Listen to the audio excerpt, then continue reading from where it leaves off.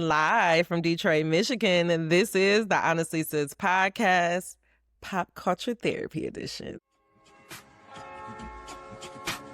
I became an artist, and thank God I did, because we are the only profession that celebrates what it means to live a life.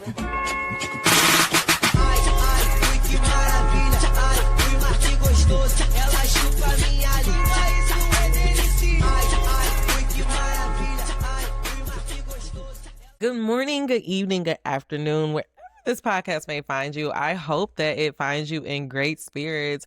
Welcome to our first ever pop culture therapy section, where we celebrate the showrunners who create stories that entertain us and also help us heal. I am your host, Honest Am, and the guide of this here segment. I am not a therapist. I am just going to play one on this podcast. And today we are going to be breaking down Harlem season 1. And one thing I love to do outside of writing and pulling tarot cards is watch TV shows and dig entirely way too deep into them. So if you are new here, this series started on my YouTube channel as a playlist where I break down TV and film through a healing lens. Pop culture therapy isn't just about what's happening on the screen. It is about what it is bringing up to us. If you are familiar with me, or if you back from the old school days of Honestly Sis, you know that Dear Showrunners was a podcast that I had with my roomie, Joe, where we talked about everything TV and pop culture. I am bringing that right on back here and into this series because the whole intention of Honestly Sis, the podcast, is to bring my full self. And so if you love what you hear here, I just implore you to go explore our Honestly Sis YouTube page, the playlist. We have all of the seasons for Harlem, the start of the P-Valley breakdown. I will admit it's not the same format, but if you enjoy this, I think you will still get something from it. I did cover Next Level Chef. I'm going to explain at the end of the episode the TV series that we have on the docket, okay? Today, I'm going to give you guys just a little snippet of our conversation that we had over on YouTube about season 1 of Harlem. You're going to hear about the themes of this series, and I'm also going to give you my overall thesis on what I think Tracy is trying to tell us and trying to get us to explore within ourselves. And so some of the themes that we're going to talk about is decentering men. We're going to talk about Saturn Returns, and we're going to talk about the strong Black woman stereotype and whether it does more harm than good for us. And then last but not least, we are going to end it really diving deep on this idea of happily ever after. Is it a fairy tale, a myth, or a possibility? But I will go ahead and give you my hot take for this topic is that I do believe that you can have it all if you are willing to be vulnerable enough to let people know it and ambitious enough to go for it. Okay, so why don't you go ahead, grab you a cup of tea or your favorite matcha or iced coffee, get you a little notepad, maybe light an incense, because this is definitely an episode where you are going to want to take some notes.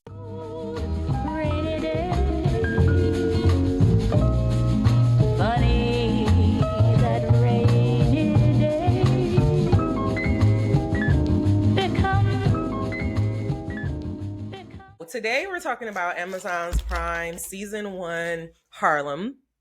This is a TV show about 4 best friends, all taking place in Harlem, New York. It's starring Megan Good. The creator of this series is Tracy Oliver. Her credits include Awkward Black Girl series. She also is known for The First Wives Club, which was a BET series. You can also watch that on Netflix if you're interested in watching this. It's actually a very good series. I watched the first one, the first and second season. I don't think I watched the last season. So that's just a reminder for me to go back and do that. But as you can see, Tracy really loves to work with Black women, Black friend groups. Another show that she did was Girl Trip. We all know about Girl Trip, and there's rumors that Girl Trip 2 is underway. And then she also wrote The Blackening, which is just about a group of friends going up north, and they find this board game called The Blackening. These are some of Tracy Oliver's credits, just in case you're interested in learning more about her work. So let's go ahead and get into the themes of season one of Harlem. We open up this season and the pilot episode, which to me is kind of like the thesis that Tracy is introducing to us. She talks about the Masuka. I believe I'm saying that right. Masuka women are a group of women who chooses who they want to be married to. They observe these things called walking marriages, and they can decide at any given moment they don't want to be with that person no more, or if that person is just they're not really feeling that person, they can walk away. Tracy is opening up this season asking us how much different would women lives be if they decentered men and if they completely focused on their own pleasure and their own convenience, which I think is also like a very big theme that is going on right now. A lot of people are trying to figure out how to decenter men, how to stop making men such the such the focus of their lives. And I just love that Harlem opened this up. Next up is the Saturn Returns. Saturn Returns. One thing that I really loved about Harlem this season is that they used a lot of terms that have become very popular in the last, 5 to 10 years. And so, like Saturn Return, winter solstice, cuffing season. It had all of these things that we hear a lot about, but Tracy really took the time to dive deep into those themes. And so, when we go into the Saturn Return theme, one thing that she opened up the episode and said, if you do not learn from your past, you are bound to repeat it. But then Camille counters that by saying, with that type of thought process, we're saying that it is inherently bad to repeat the bad. And I believe that Tracy is asking us as the audience, do we believe that? Do we believe that you repeating history within your love life, within, just even in the community, is that necessarily a bad thing? Or is it positive if you're able to, learn from the past, you repeat it, but you do something different? I think that's really what the whole purpose of the Saturn return is. Next, we discovered the theme of strong Black women. This was like actually one of my favorite episodes. And it talked about how, sometimes us women, especially Black women, we could try to be so strong and so feel like we have it together to the point that we lose our own humanity in the process. And so I really love the episode. I want to say that was episode 7, where Tracy really that trope of a strong Black woman and showed how it can actually be a detriment to us. Some of those questions that I came up with in that episode was, what happens when the strong Black woman is hurt? Who Was Angie in the wrong for not wanting to apologize to the Kate lady? Because that also came up, because this woman was showing her white tears, and it's like, do that make us less strong when we're apologizing to people? And then secrets, like that was a very, very big part. We realized by the end of the season, even though this friend group was presented to us as, just as one unit, we learned later on that each lady have their own secrets that they're not necessarily telling their friend group, and how that secret can shape your life in the end. And then last but not least, fairy tale endings. Are they real? Are they possible? I really do believe that this whole series was exploring that idea of, if women take control of their lives, if women take control of their own pleasure and their own convenience, if they decenter man, are we still entitled to that fairy tale ending? Or is it just that, a fairy tale? All right, my favorite episodes of the season's cuffing season, aka big nigga season. I really love this episode because it not only explored the themes of cuffing, but it also talked about how, even though we look at cuffing season as a relatively new thing in ancient cultures and in civilization, cuffing season or the human mating season has been a really big thing. We all know that there's a ton of people who are born during August and September, and that 9 times out of 10 happen because they're pregnant. Their mom was pregnant during those cold winter months. And so I loved cuffing season. It was very funny, just seeing like Angie trying to particularly get a big dude, and all of the big niggas are gone. So I love that so much. My other favorite episode was, of course, I talked about this already, the Strong Black Woman episode. I love this so much because not only were we able to see Ty try to, stay strong and stay on top of it, even though she was clearly in pain, I also loved how we had that beautiful contrast of Angie, who is just, the definition of a strong Black woman, her being in this theater environment and, her keeping it real basically got her in trouble, and she had to apologize to this white woman, and she didn't feel like that white one, none of us feel like that white woman deserved an apology, but it does bring up the question, apologizing, does that make you less strong, or does that make you less of a a strong Black woman? Are you not keeping it real if you have to do that? And then my other favorite episode was 5 years ago. The 5 years ago episode, I'm sorry, y'all probably hear me going through my pages, but it was episode 8. And I really feel like this episode was giving us all of the questions that were being asked from episode 1 through 7. And we really got to see where these characters was coming from, what they're dealing with, how did they get in their current position. And then hopefully from episode 9 and 10, and then going into season 2, we'll see how they navigate out of it. So let's go ahead and get into the story break by characters.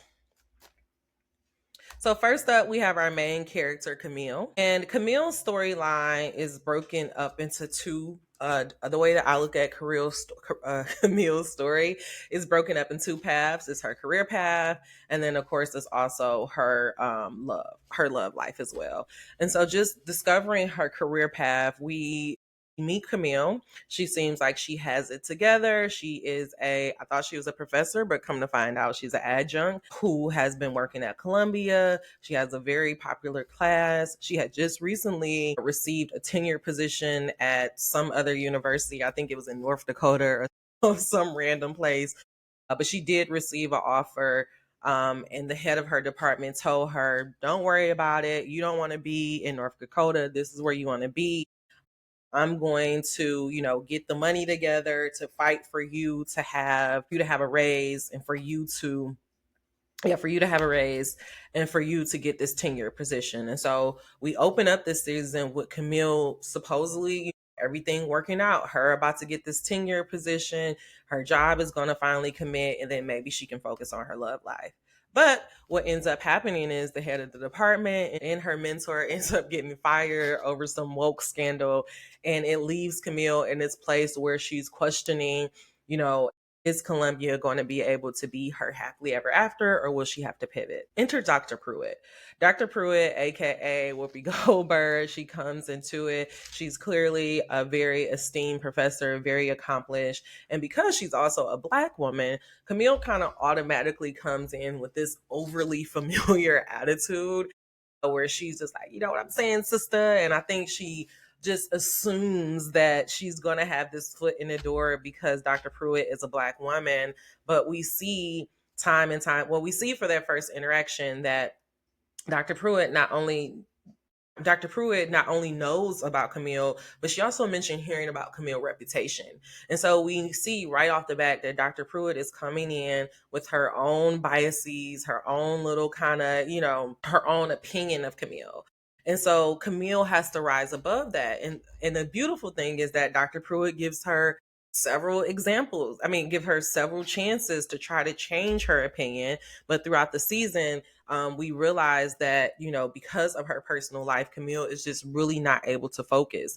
Examples of this is when Dr. Pruitt told her, she asked her to come sit on a panel. And they sat on a panel, and Camille goes off on this random tangent about her love life. And, of course, Dr. Pruitt didn't like it. And she talked about boundaries, how boundaries is very important to her. And she tells Camille, we're going to talk about this. Come to my office, 9 o'clock in the morning. And Camille misses the appointment. But once again, because she misses the appointment, now she has to get the second tier job for this research position. So now Camille has to work under her student. And because Camille has to work under her student or somebody who she feels like just is not on her level, she's not respecting the woman. And actually, it ends up putting more and more of a bad taste in Dr. Pruitt's mouth. I want to say it was another example. She missed that meeting. it was like two or three things where Dr. Pruitt was trying to give Camille the benefit of the doubt, and Camille just kept dropping the ball, and she kept dropping the ball, and then eventually Dr. Pruitt started to Camille heard about Dr. Pruitt looking for other professors, starting to interview for the position. This finally gets Camille's wheels turning, saying, hey, maybe I should, show her my resume, let her know how proud, let her know that I'm the best person for this position. And when she does that, Dr. Pruitt tell her point blank period, your resume is lacking. She tells her that you may be very big on social media, but you're only basically she said you may be very big on social media, but you're lacking in academia. You don't have a PhD, or I think she do has her PhD, but she's just saying that there, because Camille is a Black woman, there's other stats that she wished that she had on her resume. And basically, Dr. Pruitt says that you're not the top candidate, and I would not recommend you for this position. And so Camille is sent in a tailspin because Dr. Pruitt, towards the end of the season, she ends up hiring a very highly qualified African. And Camille is, because this person is not some white woman or some white man, she really has to, she felt like it was worse, and she has to deal with the fact that she is not quote unquote good enough. And I don't think that it's not that she's not good enough, but I think, to me, even though Camille is supposed to be presented as this A type woman who has her shit together, I mean, from the beginning of the season, she just seemed like she was all over the place. And so, even though Camille may have this path or what she dreams of her life being, I wonder if she, if her leaving in has left her unfocused on her career path, and that's why she's in a position that she's in. I guess we'll have to explore that in season 2. Next up, talking about Camille love life. That I told you it was in 2 parts. When we first meet Camille, not only is, she kind of struggling in this job, talking about her job is not committing, but Camille is having sex with a student. Now, she did do the right thing and tell the guy, I can't do this. You, because you are technically a student, you aren't enrolled in my class. This is a conflict of interest. She does all of those things, but in the end, she ends up having sex with him. And I brought this up because I just feel like somebody who, again, it goes back to that thing where we're saying that Camille is this super A type woman. She got her shit together, but it's like she's sleeping with a student. And I just don't feel like someone who has those type of qualifications or who is that put together would even be putting herself in that position. But we know that she ended up messing with the student because she was trying to tap into the Moism women or whatever, like trying to tap into those women. But I just think, I don't know. When we meet Camille, she's all over the place. Next, Camille end up running into Ian, which is her ex of however many years. She was about to go move to Paris with this guy, and she runs into him. At first, she wasn't going to speak to him, and then eventually eventually they do end up running into each other, and she finds out that he's engaged. So now Camille is dealing with this fact that not only did the career path that she put out for herself is no longer working out how she wanted it to be, but she also is realizing that this guy that she loved has moved on. And I think for Camille, she has equated, and I was going to wait to talk about this in the later themes, but I do feel like Camille has equated, since she did decide to leave Ian instead of going to Paris, I think in her mind, she decided that her career path is going to be the path to her happily ever after.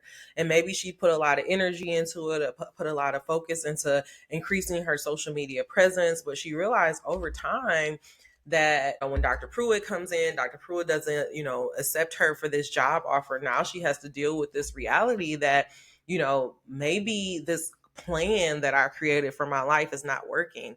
Another very minor theme is that Camille is constantly missing her therapy appointments. And so it's like, for somebody who has so much going on and who's supposed to be so put together, it's like she's dropping the ball on her work front. Her love life is not really together. And then she's not necessarily doing the things to take care of herself. And so for me, I'm mentally wondering what's going on with Camille, and why is she so scattered? Why is she all over the place? Or is this how she's always been?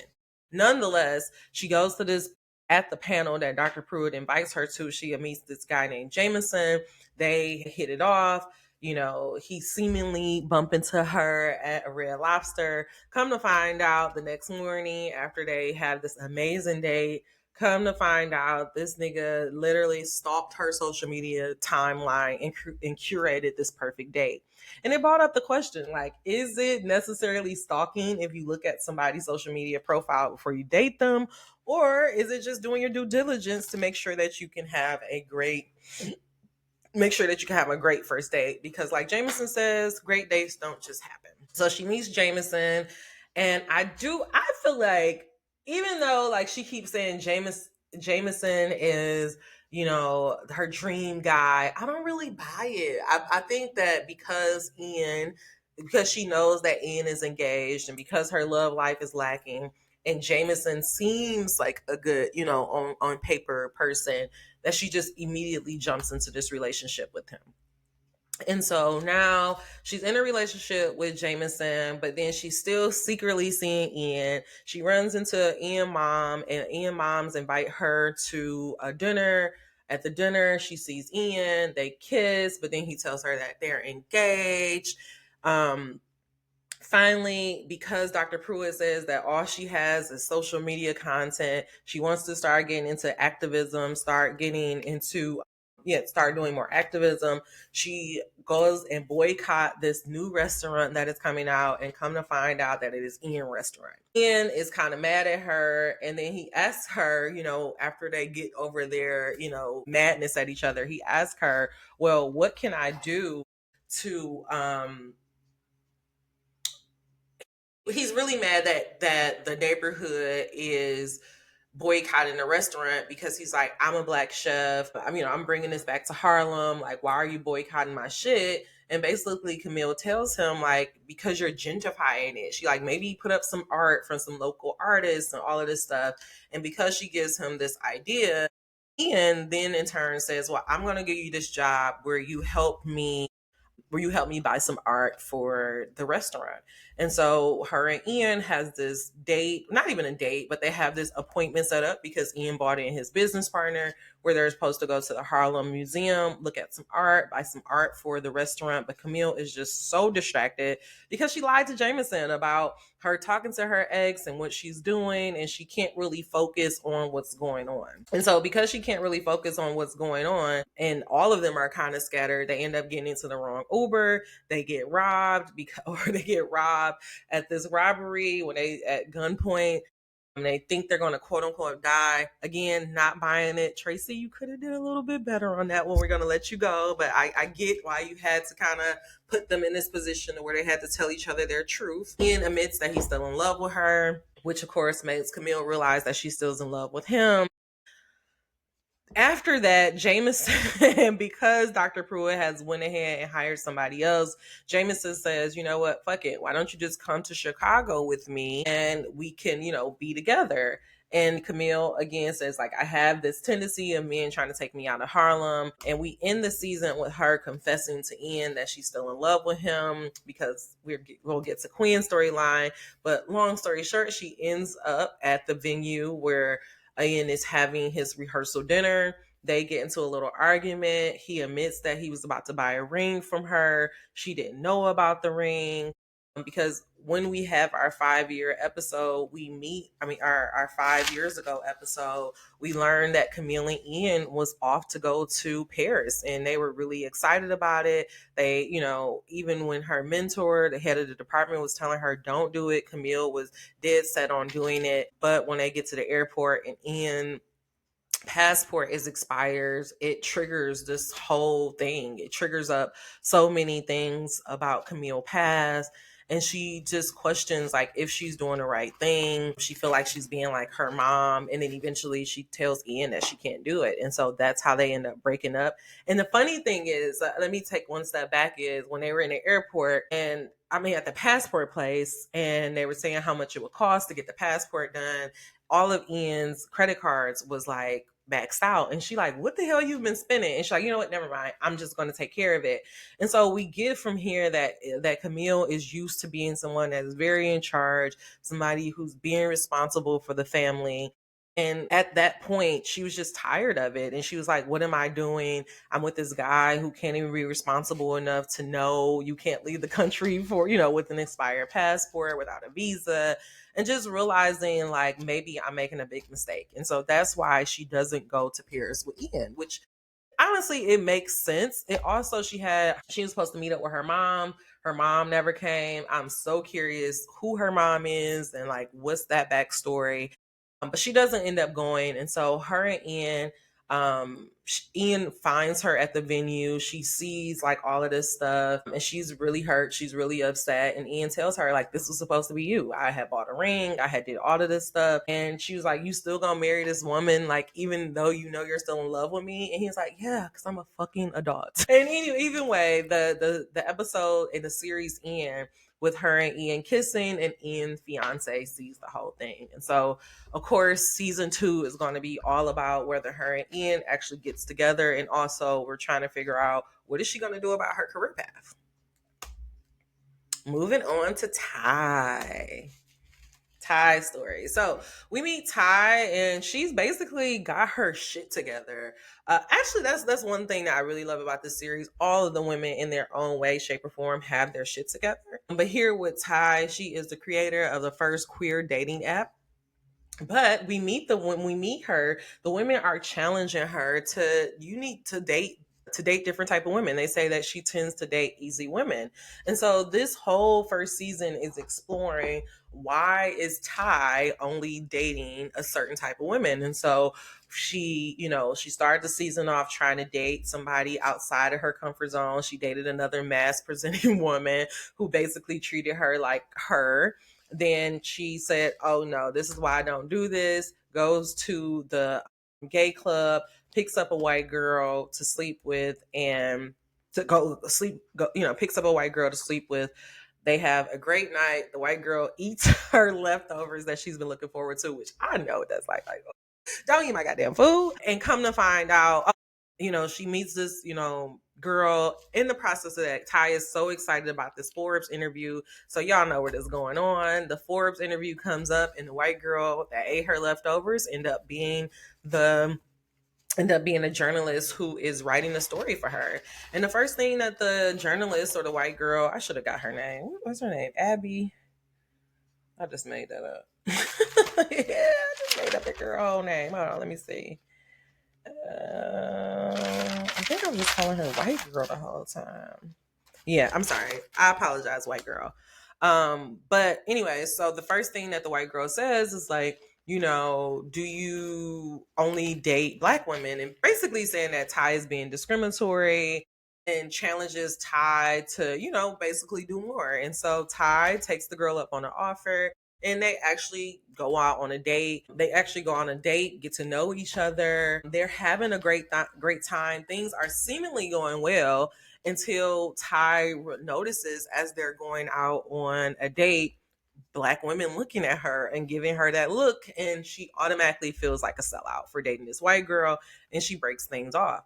And so we learn that even though Ty is a super accomplished woman who is, doing things in this tech industry, there is still something about her that is not committing with other women. Also, she seems to really care about what other people think. So then, as all of this is going on, Ty is starting to have some back pain. But because of the pain that she has, and she's also getting ready for South by Southwest, she's ignoring the pain. She's saying it's not that big of a deal. She'll deal with it later. She ends up passing out on the subway with Quinn and goes to the emergency room, only for the doctor to say that she has low blood sugar.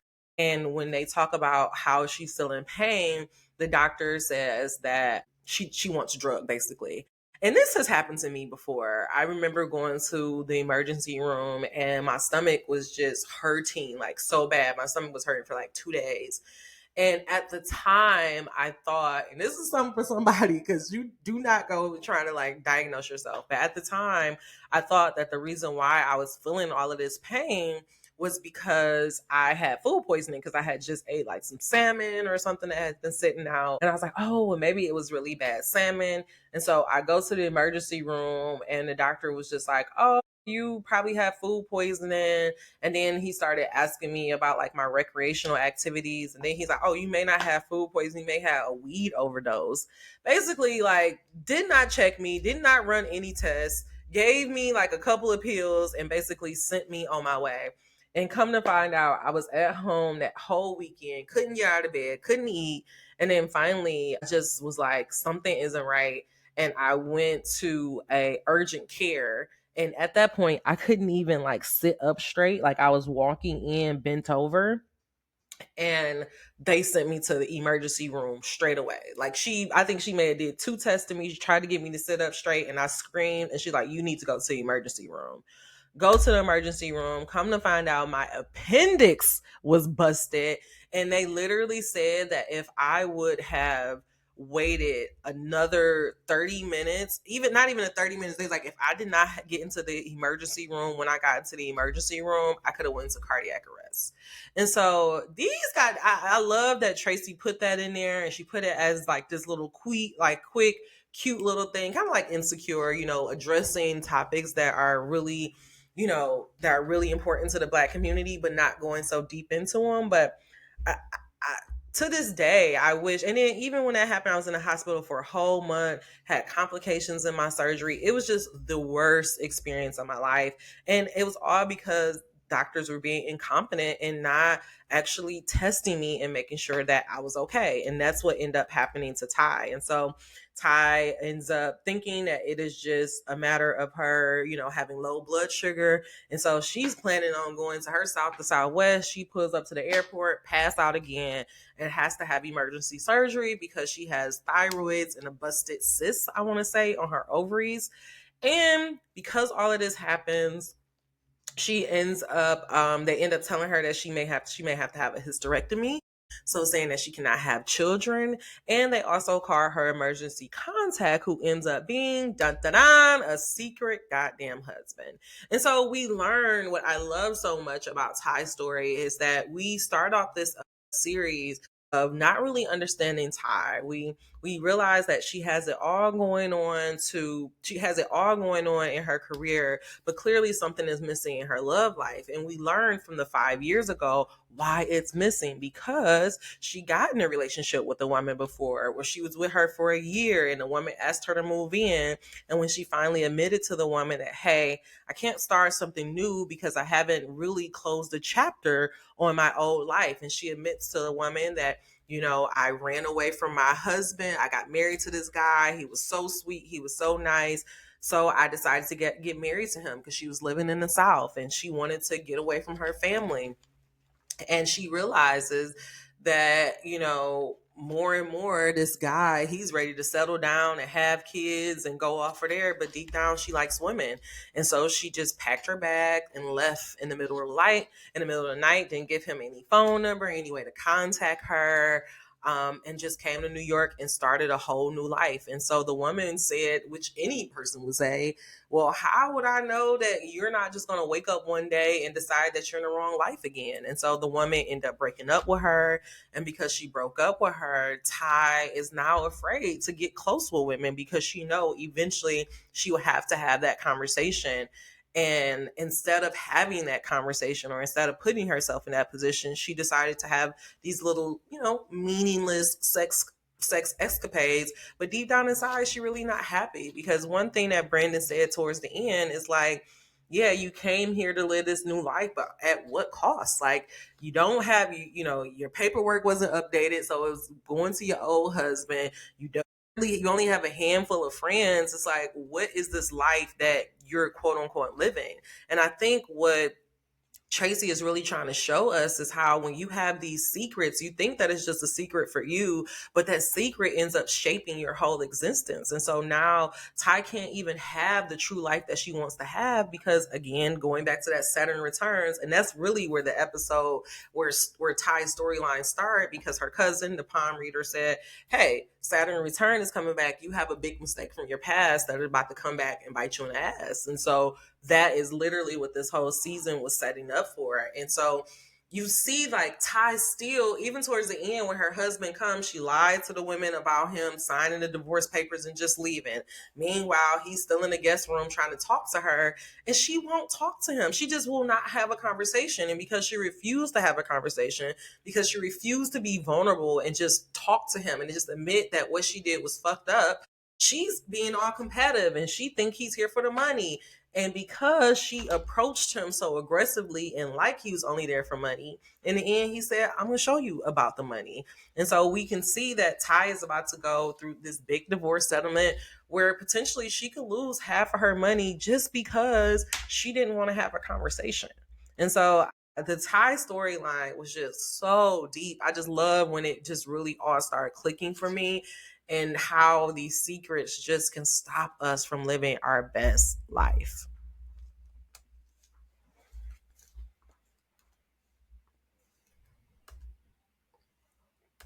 Angie, that's my baby. I love me some Angie. I wish that I was Angie. So Angie's storyline is actually really straightforward. We meet Angie. She's sleeping on the couch. She don't want to have a job because she's this quote unquote artist, because she's a quote unquote star. But she ends up having this interaction with the Uber driver where they are bonding about art and how you don't need to have a 9 to 5 because fuck the man and all of that stuff. And come to find out his car was his house.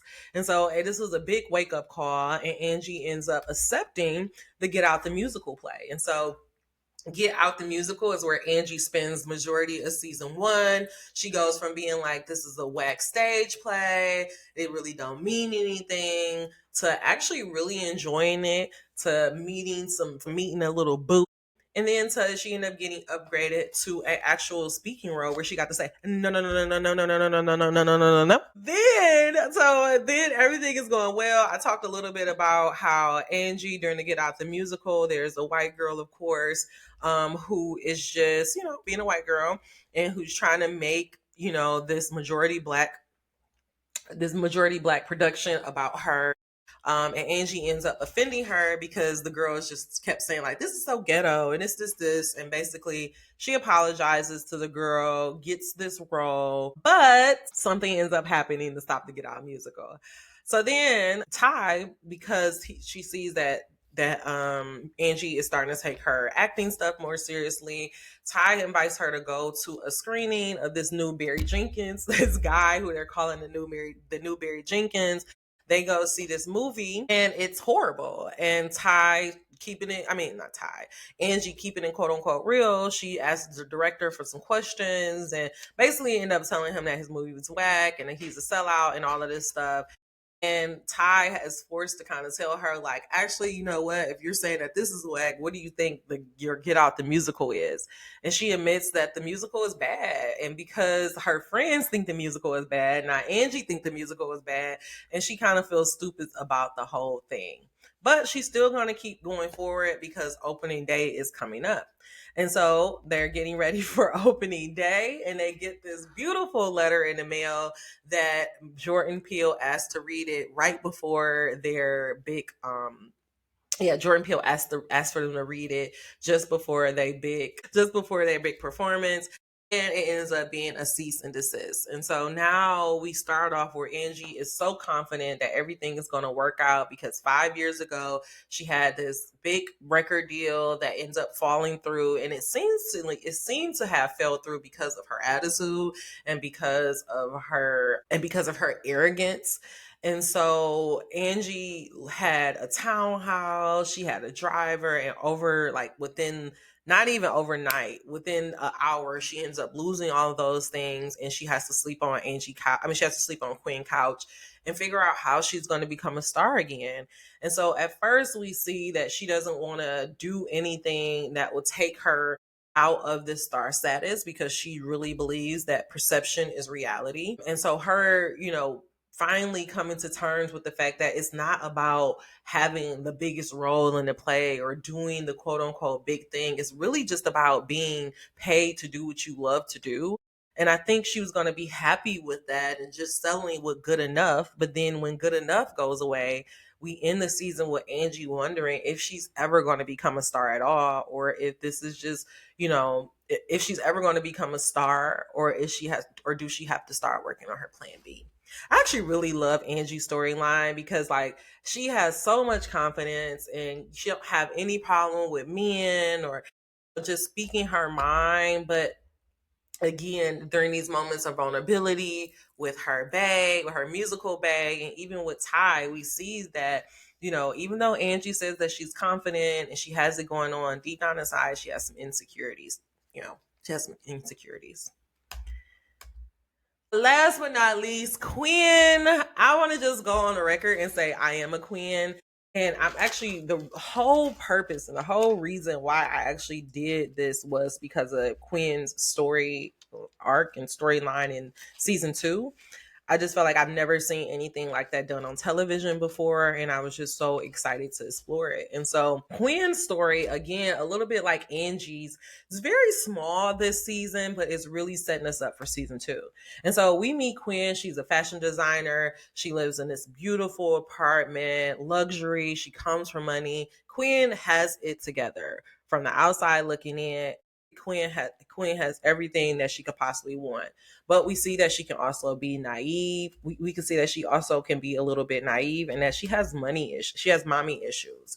And so in episode, I was gonna say episode 5. In the 5 years ago episode, which was episode 8. Yeah, in episode 8, the 5 years ago episode, we see that Quinn is actually working in finance at JP Chase. She has the perfect quote unquote boyfriend. Her mom is coming in talking about how she has the perfect job and she's making money. Her mom is like doting on her. And even with her mom doting on her, Quinn still has that same attitude of when her mom is disappointed in her, which to me brings up a flag. And it makes me wonder, what is Quinn's relationship with her mom? Where does this disdain and where does their disconnect really, really stem from? And is that a part of Quinn's dissatisfaction within? Because what we also learned in episode 8, is that Quinn, she was feeling miserable in her job. And Ian, leaving everything, and Camille going to find Ian and following Ian to Paris, she said it made her jealous. And it made her wonder, hey, should I also be going after my dreams? And so she quit this job and decides that she's going to go on this quest to find out what really is going to make her happy. And her mom told her, like, the reason why I was so proud of you, the reason why I was doting on you so much is because you were making your own money. And she explained that the relationship between her and her father, because she has to financially depend on her father, after a while, the loving relationship becomes a resentful relationship.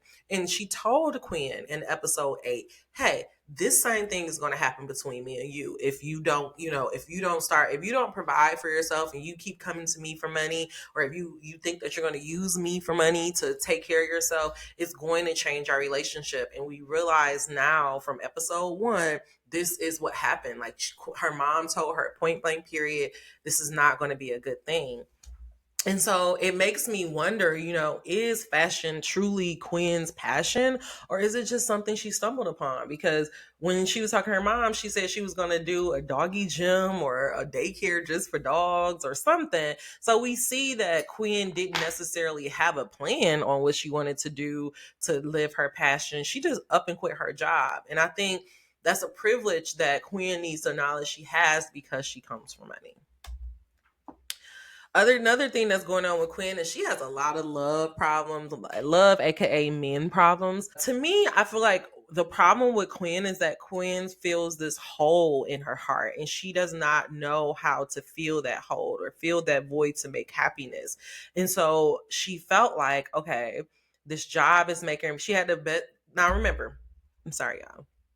Remember, 5 years ago, she had the perfect job, the perfect man, the perfect relationship with her mom, but something was still not making her happy, right? What was making Quinn sad? And so I feel like what Quinn did was, okay, let me take away the job because this job is making me miserable. That did not bring her automatically happiness. That didn't bring her automatic So maybe she got rid of the husband, maybe she got rid of the fiance or the boyfriend. Okay, so that's not giving me happiness. And so then she started going on this quest for finding, her passion or her hobby. And maybe she stumbled upon fashion and she said, okay, this is going to make me happy. But then we see, even with the store, she's having issues with the store. Rent is going up.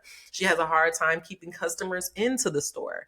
Her mom said this from the beginning. It takes a lot of money to start a business, to get a business up and running.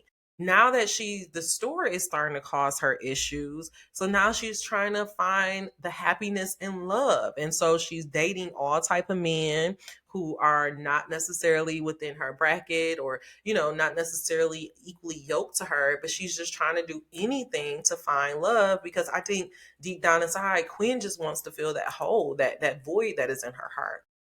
So then we get to it to where she meets Sean, who is a stripper, and she tries to act like she doesn't want love. She tries to act like, she's not, she's only in it for having sex, and that she's only going to use him for sex. But that quickly changes as she have breakfast after her one night stand, and she developed these feelings for Sean.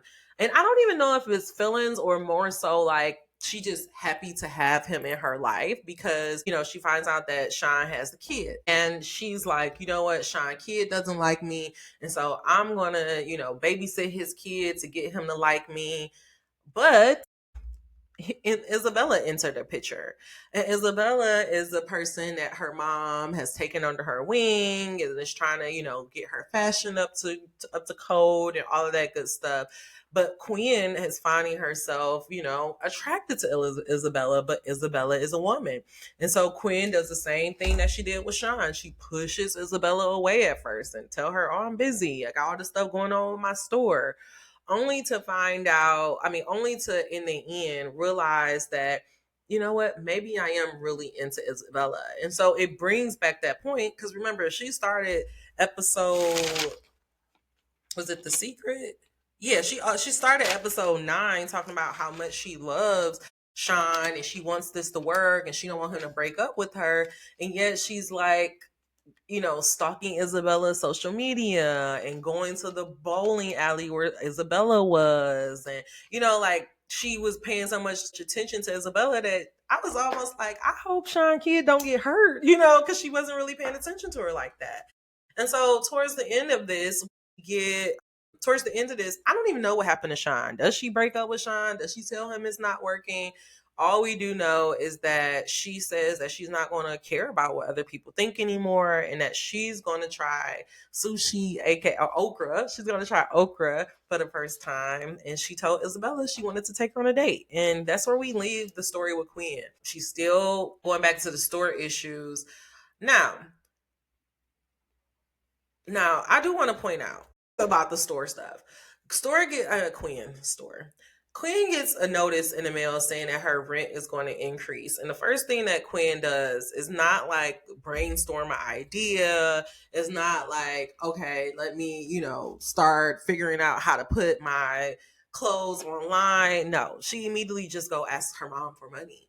And so it brings this thing to me where it's like, Quinn don't have no hustle to her a little bit. It's like, if this is truly something you love and you truly want to work, why are you not brainstorming and trying to figure out how to make your business become a reality? But I think it's because she has that safety cushion of money that she's just like, well, whatever. I'm just going to ask my mom for money. Her mom's going to cuss at her, make her feel bad, but she's going to give her the money anyway.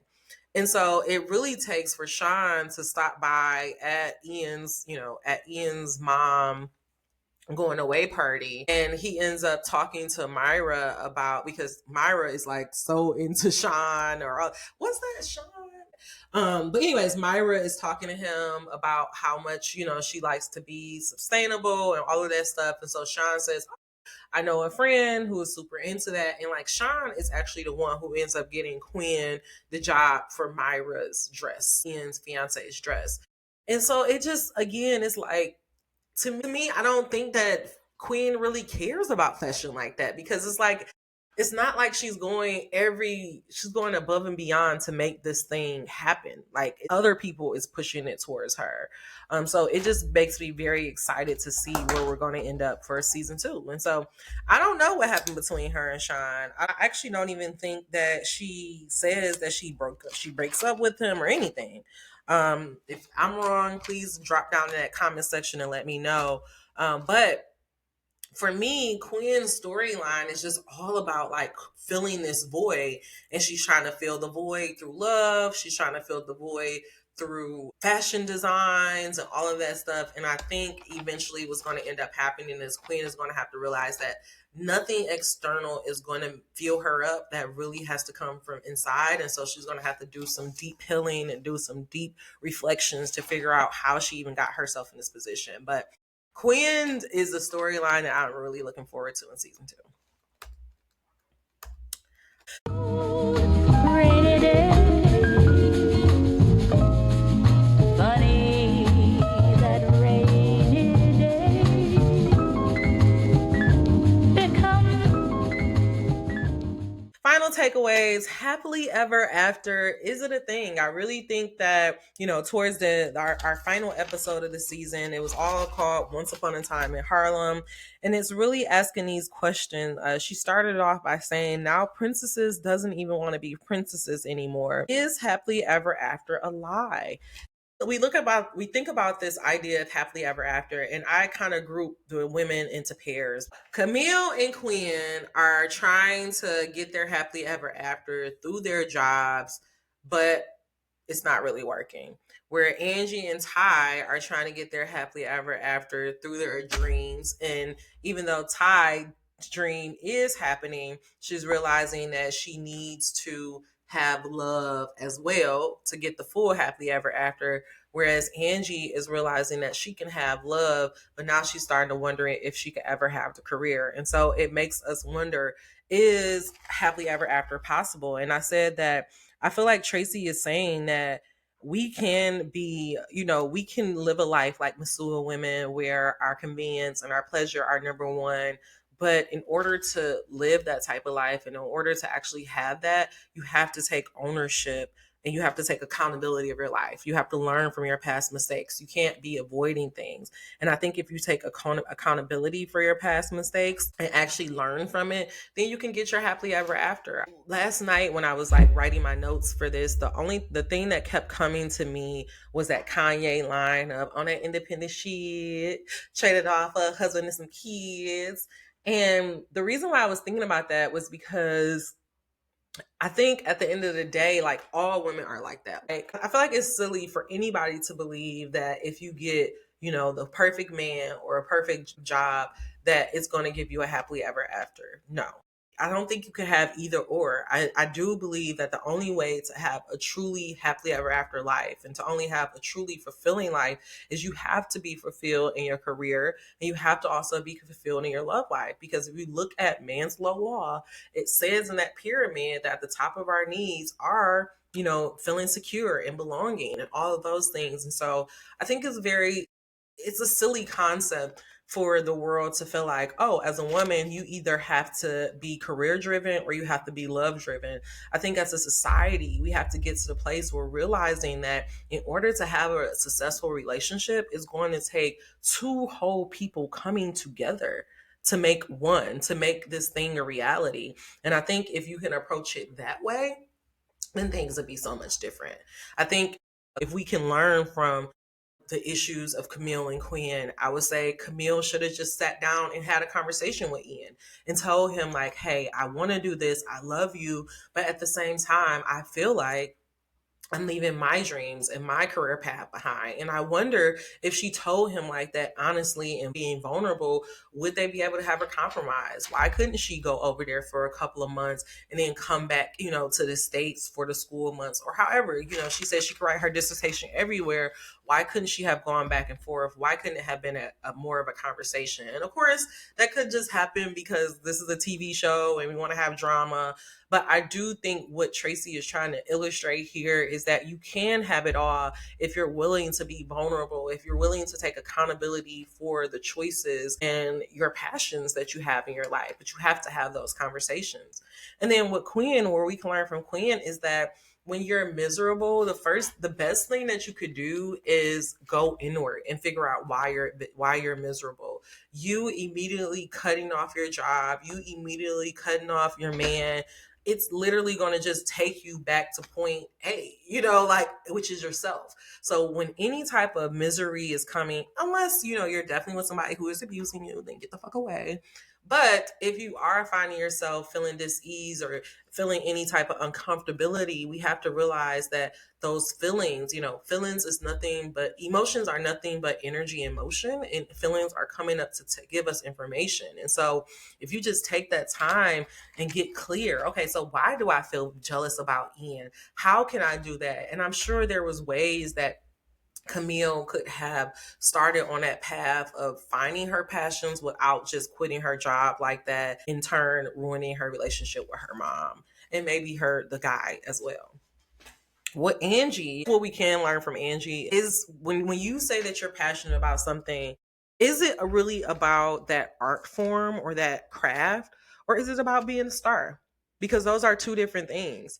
Angie was doing, like, she could have went to open mics, she could have been working at it, she could have been singing at a cruise. Like, there are different ways and paths that Angie could have been doing what she loved to do and being paid for it. But for her, she wanted that starlight. And it's like, I think internally we have to ask ourselves those questions when it comes to our dreams and seeing if we are actually on a path of them. We have to ask ourselves, am I racing for fame and fortune? Well, I'm definitely waiting for fortune.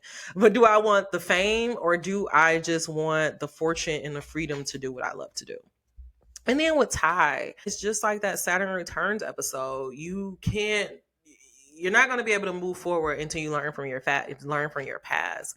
And so Ty has to get comfortable having uncomfortable conversations, which to me is like, girl, you are a whole CEO of a tech company. Like, how are you still running from conversations in your personal life? And so it just shows you that those same tools and attitudes that you have in your work is not necessarily the same tools and attitudes that you're going to have in your love life. And so it's really on you to make sure that if you're succeeding in work, how can you also make sure that you're succeeding in your love life? And I think that's really what the happily ever after is about. I think as women, we put so much emphasis on work and career because that's something we have control over. But if you genuinely want to have a loving relationship, then you also have to put just as much time and effort as you would put in your career. And so just like if I want to be a writer, I have to put in my 100,000 hours in writing. If I want love, then I have to put in that same time and getting in love to know myself and to love myself. But you can't come in empty like Quinn and want somebody else to fill up your cup, because whenever you do that, you're always setting yourself up for disaster. And I think that's what we're going to see in season 2. So some open storylines to look out for season 2. I'm so interested in learning more about Camille and her mom. What the fuck is that all about? What is their relationship? Who is her mom? And how did that make Camille who she is today? Also, what is Camille going to do about her career? Because towards the end of the season, she basically told Dr. Pruitt she quit. Ty, what's going to happen between her and Brandon? And, this divorce, is he going to take half of her stuff? Angie, is she going to give up on her dream, or is she going to just keep going? And Quinn, is things going to work out between her and Elizabeth, or is that going, what's going to happen there, as well as what's going to happen with her career and her store as well? Even though this series has Camille, Megan Good as the main protagonist, I really think Grace is like a second, like especially in season 2. I think she's the heart of this episode for me. Queen is, and I think her storyline is going to be very, very important in season 2. But I really do feel like season 1 was all about Camille and Ty, and then season 2 will get into Quinn and Angie, and who knows with season 3. I honestly feel like it's a big injustice that this series is ending, but I am happy that I was able to put my thoughts out there. All right.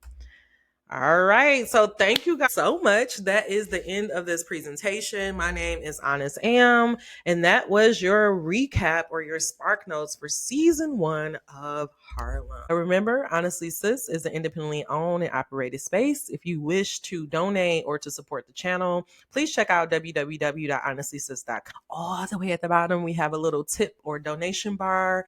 If you cannot help financially, consider supporting energetically. You can share this video to your favorite timeline. You can subscribe to my YouTube channel, or you can subscribe to Honestly Sis mailing list, where you can get new episodes of the Honestly Sis podcast or new articles.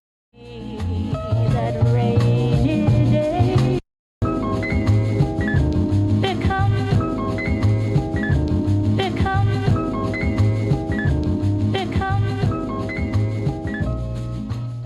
All right.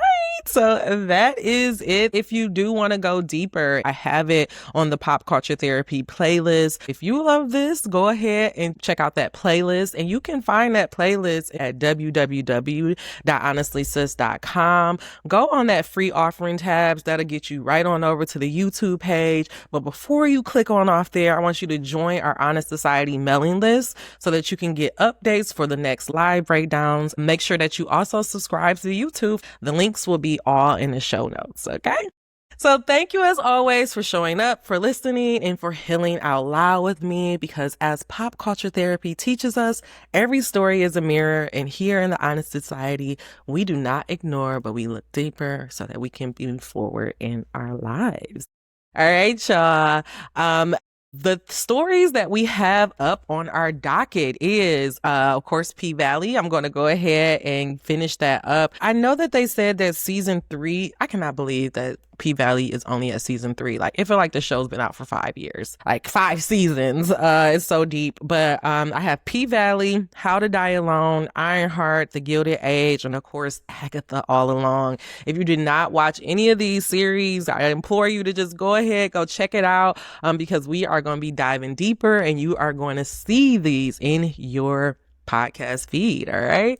As always, dream those dreams. Never let the internet rush you, and never ever let someone tell you what you cannot do. If you want to let me know what series or even what movie you think may be good for me to talk about, go ahead and drop me a note at honestlysis@gmail.com. I will be sure I add it to our list. All right. That is all I have for now. Thank you again for helping my dreams come true. Now get your ass out there and work on your own. Thank you so much, friend, for being here, and I will see you at the top. Bye-bye.